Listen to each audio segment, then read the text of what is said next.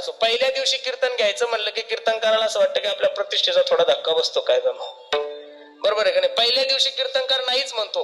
आणि मला पहिल्या दिवशी कीर्तन घ्यायला जेवढं आवडतं संदीप दादा तेवढं कधीच नाही आवडत. याचं कारण पहिल्या दिवशी कीर्तन रंगलं तरी चालतं आणि पडलं तरी चालतं महाराज. कारण पहिल्या दिवशी लोक म्हणा जाऊ द्या पहिला दिवस म्हणून लोक सोडून देतात, बरोबर आहे का नाही? अवघड वाटतं.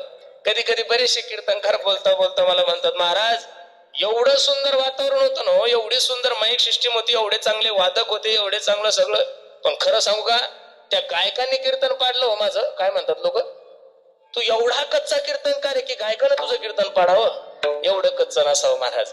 कीर्तन हे कोणी पाडतही नाही आणि कीर्तन हे कोणी उठवतही नाहीये महाराज. कीर्तन ही एक भगवंताची सेवा आहे. काय भगवंताची सेवा आहे. रंगलं की ब्रह्मनाथ तयार होतो आणि वातावरण नसलं की जगन्नाथांना सारख्यांना सुद्धा सुचत नाही हा जगाचा नेम आहे विठ्ठल विठ्ठल विठ्ठल.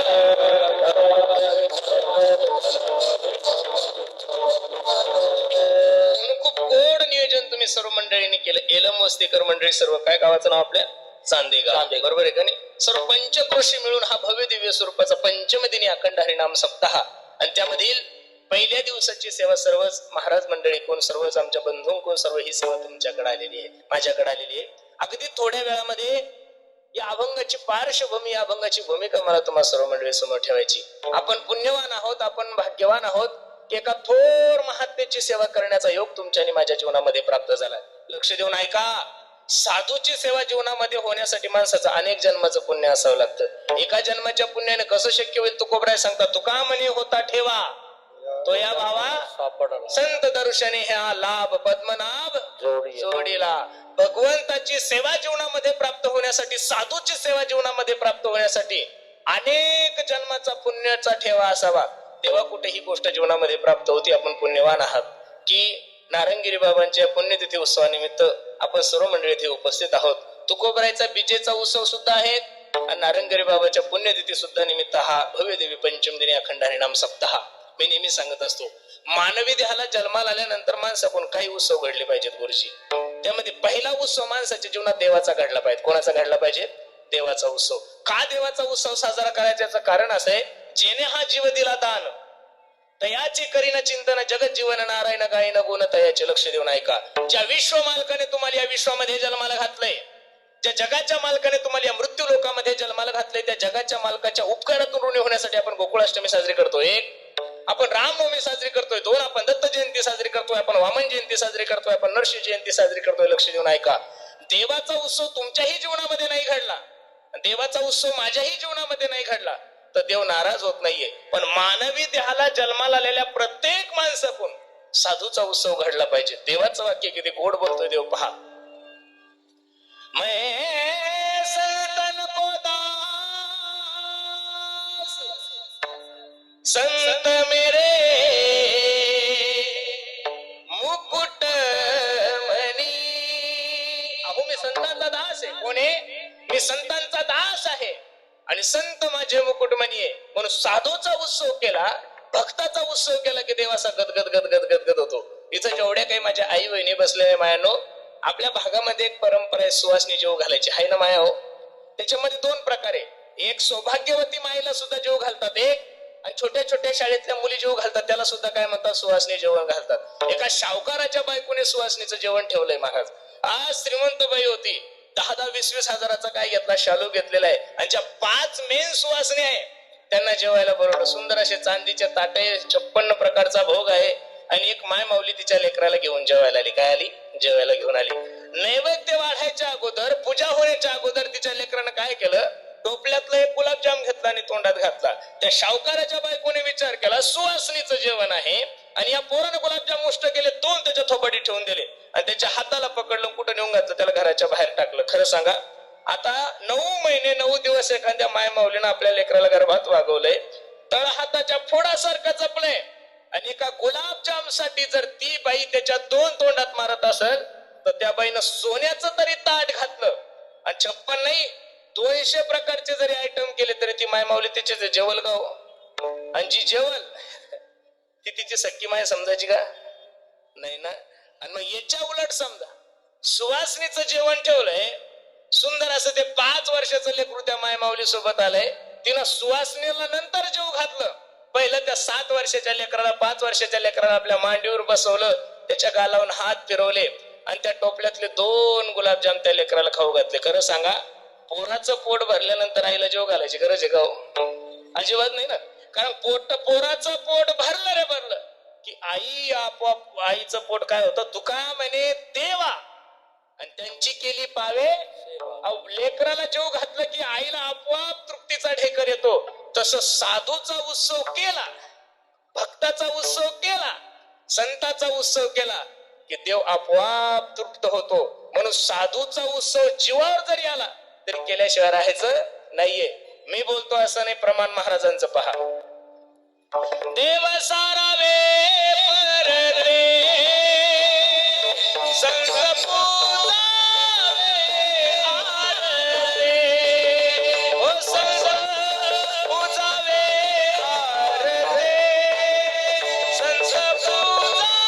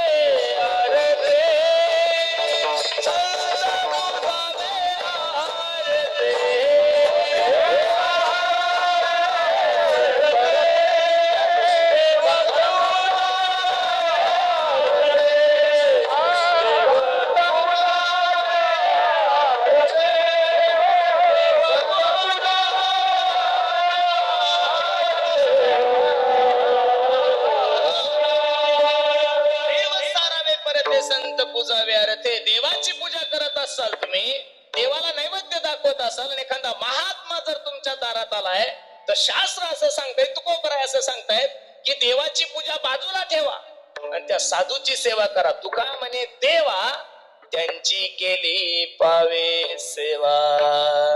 आपण सर्व भाग्यवान आहात महाराज की नारंगिरी बाबा सारख्या एका थोर महात्म्याची सेवा करण्याचा योग तुमच्या आणि माझ्या जीवनामध्ये प्राप्त झालाय. मला वाटतं या मंदिरातल्या ज्या मूर्त्या त्या सुद्धा बाबांनीच बसवलेल्या आहे, बरोबर आहे का नाही? म्हणून आपण त्यांच्या दरबारातच आपण सर्व मंडळी उपस्थित आहोत. मग असे मी आमच्या रंजाळी दादांना त्यांना सांगितलं, म्हणलं मी आळंदीला विद्यार्थी अवस्थेमध्ये असताना बाबांचे 2 कीर्तन वाजवली बरं मी. कारण की त्या चौरंगीनाथ आश्रमाजवळ मी राहिलो होतो, ते माहिती ना, ते गांजाड्याचा आश्रम बघा तो. 24 तास गांजा फुकतात लोक. मी आणि तो पिंपळवाडीचा संभाजी, आम्ही 2 जण त्या आश्रमात राहिलो होतो. आणि मला बाबांविषयी काही माहिती नव्हती, पण संभाजी महाराज या परंपरेतलेच होते आपले नारंगिरी बाबांच्या. त्यांनी मला न्यायचं तिथं.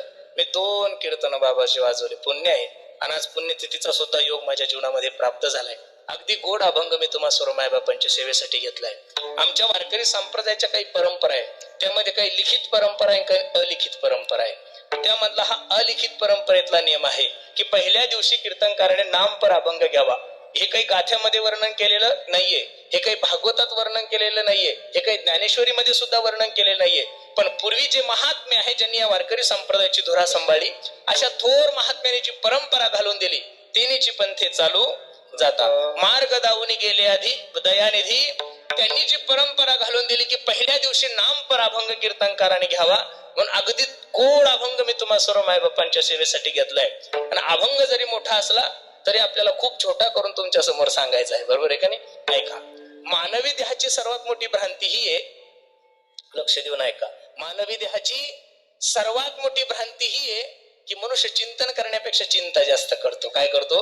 मनुष्य चिंतन करण्यापेक्षा चिंता जास्त करतो. आणि कशा कशाची चिंता माणसाला सतवते काही सांगता येत नाही. प्रत्येक मनुष्य हा चिंतेत आहे. का चिंता करतोय, कशाची करतो काही कळत नाही, पण सगळं जग चिंता तो रे महाराज. मला तर एक कळत नाहीये, सगळ्या लोकांची धावपळच चालू आहे. कशासाठी चालू आहे हे कळत नाही. ज्याच्याकडे काही नाही तेही धावतायचे, आणि ज्याच्याकडे सगळं काही ते सुद्धा धावताचे. ज्याला कीर्तन नाही तेही तानात आहे, आणि ज्याला दररोजचे 2-2 येते त्याच्यापेक्षा तानात आहे. ज्याला गाता येत नाही तेही तानात आहे, जे बेसूर गातात त्याच्यापेक्षा तानात आहे. ज्याच्याकडे पैसा नाही तोही तानात आहे, आणि ज्याच्याकडे पैसा भरपूर आहे तोही तानात आहे. नेमकं पळतोय कशासाठी, काय चाललंय काही नाही, फक्त धावपळच प्रत्येकाची चालू आहे. खरं सांगू का, त्या धावपळीमधून खरं समाधान जर जीवनामध्ये प्राप्त करून घ्यायचं असेल तर ते समाधान फक्त आणि फक्त तुम्हाला चिंता जर दूर करायची असेल तर चिंताला दूर करण्यासाठी सर्वात मोठं साधन जे सांगितलेले ते काय आहे? चिंतन आहे. काय आहे? चिंतन आहे. तसं या कलियुगाचं जर आपण वर्णन करायला गेलो तर या कलियुगामध्ये आपण काय करू शकतो महाराज? नाही बाकीचे साधन तुम्हाला आणि मला शक्य. अरे 2 तास कीर्तन ऐकतोय आपण. किती तास? 2 तास धरा. 2 तासात जर कीर्तन ऐकण्याला जर आपण आलो तर 2 तास आपल्याला आपल्या तोंडातल्या तंबाखूचा त्याग होत नाही महाराज. 2 तासात आपल्याला आपल्या तोंडातल्या गुटख्याचा त्याग होत नाहीये. 2 तास आपल्याला कशाचा त्याग होतोय? 2 तास आपल्याला मांडी घालून बसता येत नाही. आपण 2 तासामध्ये रामदेवाचे 72 आसनं करतो.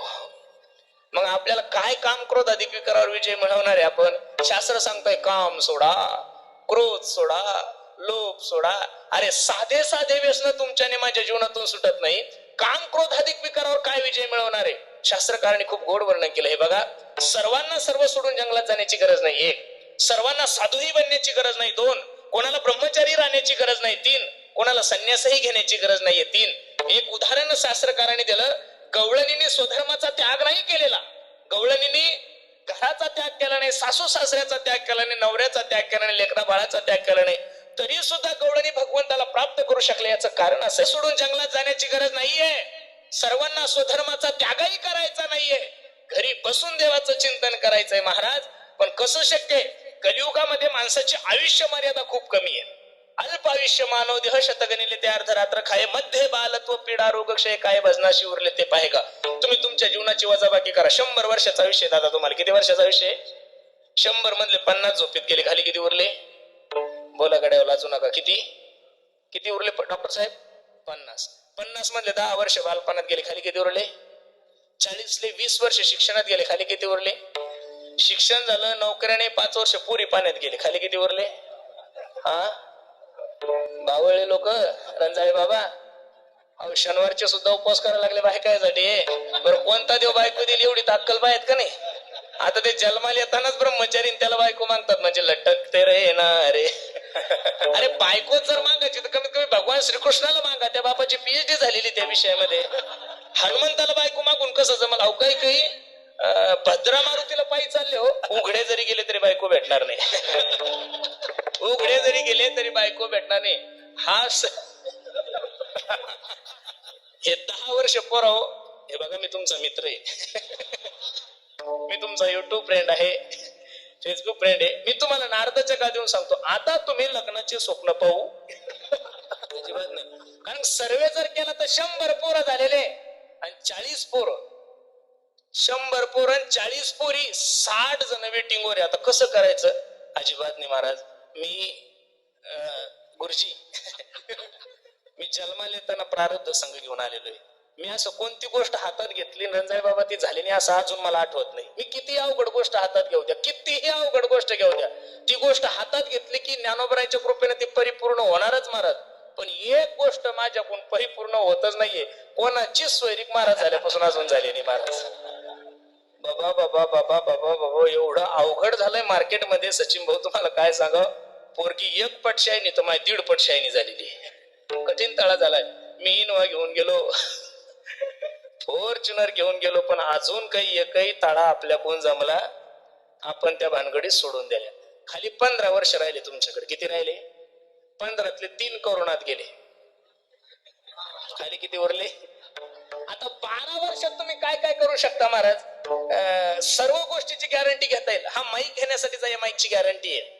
चांगला आयफोन घेण्यासाठीचा त्या आयफोनची गॅरंटी. हा बल्ब घेण्यासाठीच्या बल्बची वॉरंटी गॅरंटी आहे. माणसाची काय गॅरंटी? ज्ञानोबराय सांगतात, हे काळानं काळाची तोंडी घातली लोणियाची उंडी माशी पाख पाखरी तव हे सरे क्षण भंगूर जीवन की कलिका कल प्रात कोखिली ना खिली. मग क्षणिके कधी जाईल काही सांगता येत नाही.